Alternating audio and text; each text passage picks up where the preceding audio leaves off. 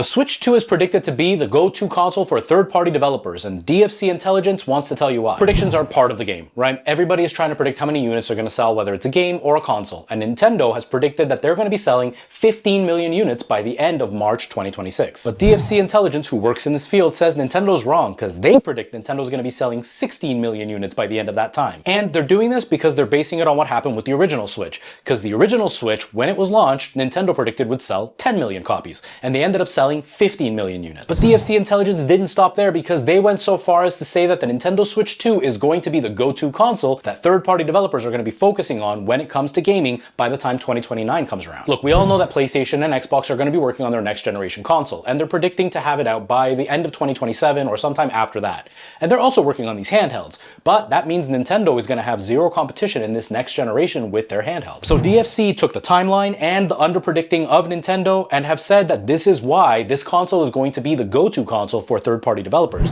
because there's just going to be so many Switch 2s out there, and it's going to be so ahead of the game that they're going to have no choice but to develop for it.